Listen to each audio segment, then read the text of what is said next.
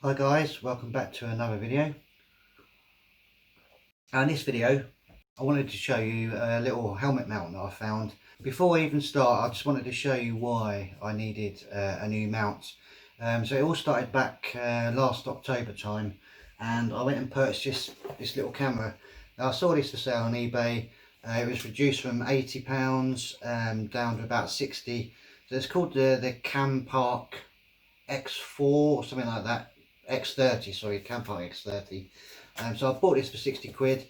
The guy told me that it got all different mounting options inside, but obviously being a cheap camera, it did come with some mounting pads and what have you, but I weren't really that happy with them. They looked pretty cheap and tacky, and I just weren't confident that it was going to stick to my helmet properly.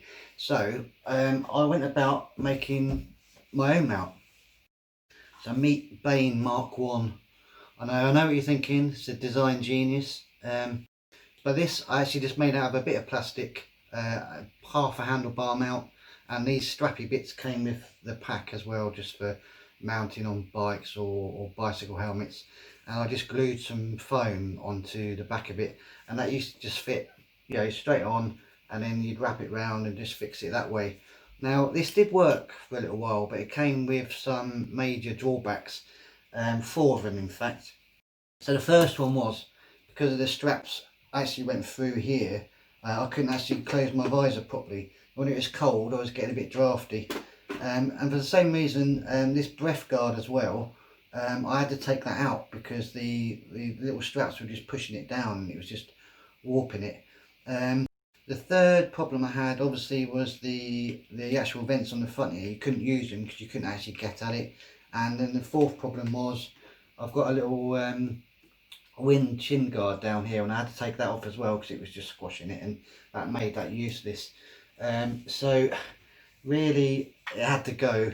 I mean it was free, it only took me about an hour to knock up, but I just thought, I just need to find a proper mounting option and and get it done. So after a lot of looking on the internet, I had a look around for various different things. I even looked at the manufactured ones of these with their little blue foam on the back. You might have seen them. And I nearly bought one of those, but I thought, it's got all of the same problems that I've had with this one that I've made. And an even bigger problem is that it wasn't free, so I would have had to have paid for one. And I just thought, as I've got this, it's just not worth paying the extra 10 or 15 quid for a manufactured one that is going to be no better than this. I also had a look round at some of the GoPro mounting options, and some of the contraptions, you've probably seen them. People have got arms coming from around here, and there's just bits tightened up and bits that you can swivel, and I just didn't really want that. I wanted something that's going to be clean and tidy. So I started having a look around on the internet, and I came across this website of a guy that just I think he must 3D print these, but I found one specific for this helmet. So this helmet that I've got is an HJC IS-17, and hopefully you can see the mount on the end there.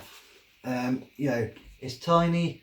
It allows you to put the camera on the front of it, and one of the bonuses of this as well is, I don't know if you can see where the mounting piece is here, but it's offset slightly. So when you actually fix on your little camera mount, it will even with the GoPros essentially offset it so that the camera is in line with the center of the actual thing. So I've just attached that anyway, and you can see nicely centers your camera, and this mount is stuck with that 3M tape. It's just not going anywhere. So it's perfect. I say mount from the gods, but I mean you can't get a lot tidier. I should say the mount came from a guy called I think he's called Motomounts. The director of that company is called Callum. He's got a range of other different helmets on there. I think he's got some Shoeis and Arais and LS2s. Obviously some HJCs on there as well, but I'll put a link down to his Facebook page, and he's got a website as well. There's some various other different brands on there. Let's have some more tea.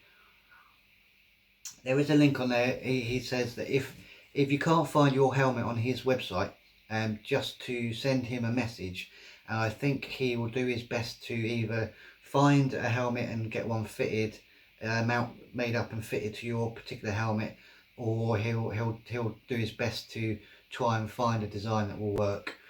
So don't be disappointed if you can't find your helmet on there. I mean, there's other options. He might be able to produce you one.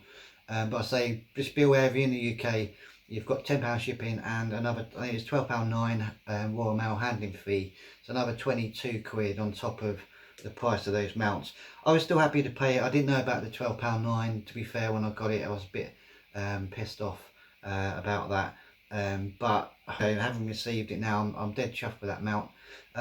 Comes in a little bag. All there is in there is the mount.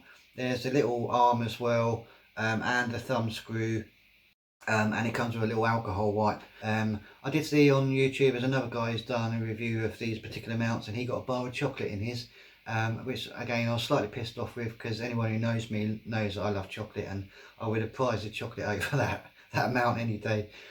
So I was just a little bit gutted I didn't get my chocolate, but there you go. A quick apology as well. I've started to do a review on the Boya BY-M1 and the Purple Panda mics that you can both see here.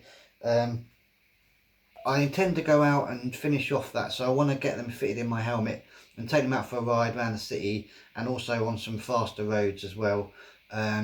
And then hopefully, you know, I'll be able to finish that off. But because we're in COVID lockdown at the moment, tier 4 and all that, and it's been bloody cold, I'm not a cold weather rider, I haven't really been out anywhere on my bike. So as soon as the weather gets a little bit better and we're allowed out, and I feel that I'm not going to put extra pressure on the NHS, I'm going to leave that one on the back burner, and I'll see if there's some few other little bits and pieces that I can do whilst we're still inside, and hopefully keep you guys entertained. So if you like this video, please give me a thumbs up, you know, like, share, subscribe and all that good stuff, and I'll see you on the next video. Cheers guys.